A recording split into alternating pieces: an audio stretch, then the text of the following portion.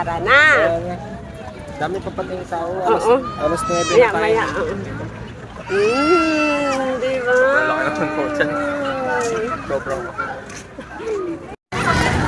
Ang daming tao, guys. Yan, guys, magpapa-picture tayo banda doon. Mamaya tayo para walang tao. Oo. Oo daw. Nagbabanding silang dalawa doon, oh. Kuya, buti pala iniwan natin sila kasi nagpi-picture sila doon, oh. Ayun sila, oh. Oh, si ate at si Hub. Yan sila. Oh. Ayan, oh. Kuya, Hmm. ang IP to. LR2. Dito na, kuhaan ako dito. Saan yan? Papa. Di-picture tayo dito, guys. Dito. Anong klaseng garden ito?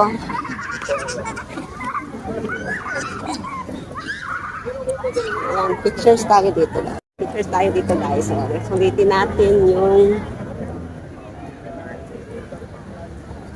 dito banda na. Ha? Hindi. Biglang umulan. May gusto ko ng ano. Dito. Pa akong picture dito, guys. Oh, ang liwanag. Kuhaan niyo ako ng ano. Ayan. Baliktarin muna na. Wow! Lakadin niyo naman kami.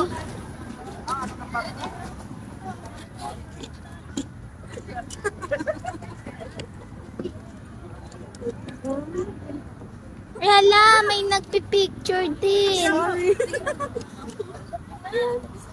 Mami na siya. Mami, may nagpipicture dyan.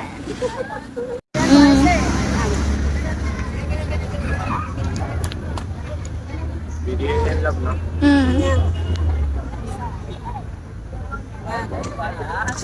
Tuloy-tuloy ang shot ko, ah.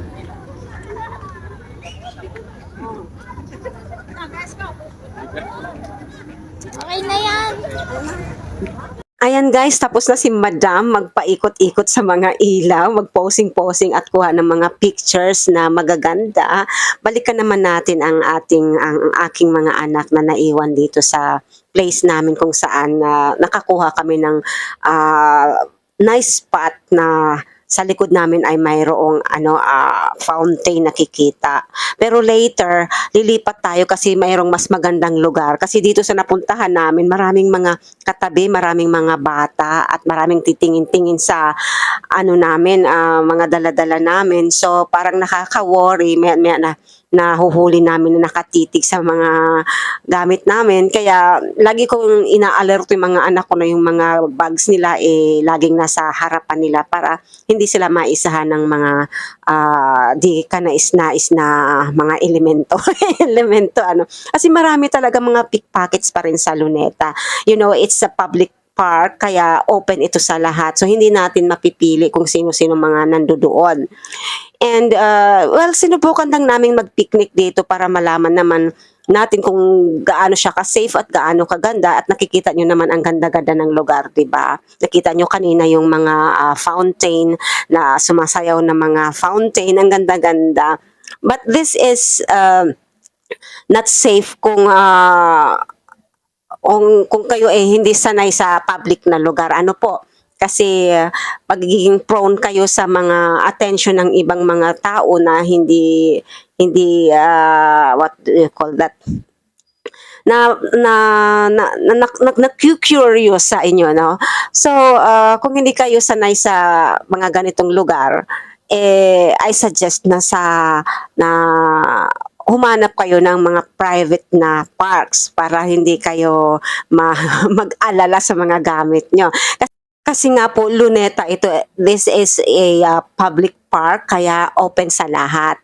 Kaya kung medyo maselan kayo, hindi ko maire-recommend to sa inyo. Pero napakaganda po ng Luneta. Sinubukan lang namin puntahan para maipakita sa inyo how beautiful Rizal Park is, especially at night. Ayan, di ba yung fountain nag-uumpisa na namang taas-taas. So, ang ganda. Yung ate ko, ito ang ating birthday celebrant. Dito namin dinaos ang kanyang birthday celebration. Kasabay, of course, ng Valentine celebration. Then, Sunday ito eh. So, birthday niya is Monday, kaya Sunday namin ginanap. Nag-picnic kami rito, napagkatuwaan namin, naghanap kami, saan kaya natin isi-celebrate, no? So, we decided to have a picnic here at Luneta. And, ayos naman, maganda. Ayan, oh. Pag maliwanag na maliwanag ang panahon, yung tag-araw na, no, makikita nyo talaga maganda mag-stargazing. So nakita natin iisa pa lang yung star sa langit. Medyo tag-ulan, umuulan pala rather nang pumunta kami. Buti na lang tumigil na nang dumating kami sa Luneta, and medyo basa-basa pa talaga yung ground. And luckily, of course, we are prepared. Meron kaming dalang mat na aming pag-uupuan and waterproof. Ayan ang bebe ko, nagpe-prepare siya ng aming handa. Ito yung cake ng ate ko.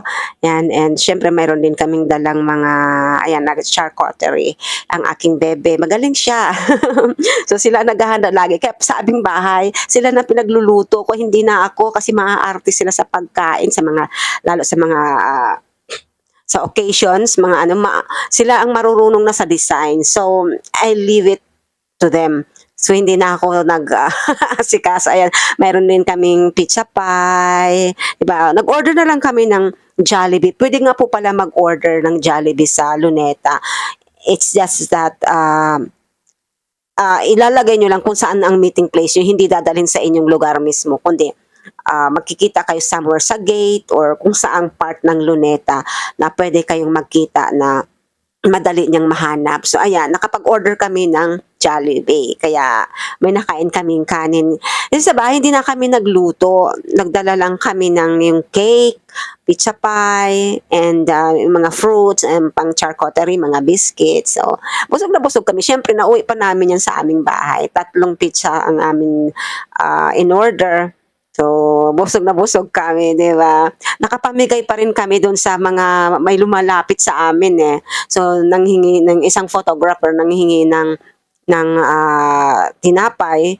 So, binigyan ko kasi kawawa naman, di ba? Siguro maghapon na siyang ano doon tapos nagutom. Ayun, okay naman, di ba? Magbigay basta safe naman. And it's better to give than just receiving. So, si God ang nagbibigay ng lahat ng ating mga blessings ng mga pagkain and every good things. Si God ang nagsha-shower niyan sa atin. Kaya, it's best na if we can share, we should share. Yung ate ko. Picture muna, and later, lilipat kami ng place kasi, yun nga sabi ko kanina, nag-aalala kami kasi may mga titingin-tingin sa amin. May mga kabataan na talagang medyo maingay at paikot-ikot sa amin, and may katabi kami ng tingin, so parang nag-alala kami. Hindi ko na lang pinapakita masyado kasi siyempre hindi naman siyang focus namin eh. And in the first place, this is a private or I'm sorry, public park. So wala kaming karapatang mag-inarte. So adjust So lumipat kami ng place. So later, tayo. Ayan, kumakain-kain na ako dyan. Mahigit 1 dekada na rin since na huli kaming pumunta dito ng mga anak ko. Kaya medyo nanibago ako kasi dati alam nyo, overnight ito hanggang umaga, 6 a.m. Okay lang ang mag-stay ang mga tao dito. But now, hanggang 10 p.m. na lang po pala. And since dumating kami ng around 5:30, magdidilim. So, limited yung oras namin. At hindi namin alam na hanggang 10 o'clock. Ang alam ko, yung fountain hanggang 10 o'clock. Pero, yung buong Luneta pala is hanggang 10 o'clock lang. Hindi pwedeng lumagpas doon, pinalalabas na, pinapaprepare na kagad ng So, hindi kami aware na ganun. Kaya medyo nabigla kami, nagmadali kaming mag-pack up ng mga gamit namin. At syempre, kailangan naming mag-book ng sasakyan. Hindi kami agad nakakalabas, and bawal din pala mag-stay sa loob. Kahit man lang umupo ka doon sa tabi habang naghihintay ng Grab, kailangan makalabas ka ng gate. And fortunately naman, hindi naman kami naghintay ng matagal, around mga 3 minutes siguro nang lumabas kami ng gate, andun na kaagad yung aming masasakyan. Ay, ganda. Bam. Sa akin na yung camera. Ganda. Sa akin yung camera. Mm. Mm. Sa akin yung camera. Akin na.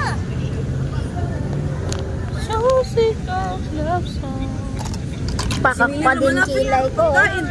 Kulang pamili. Hmm?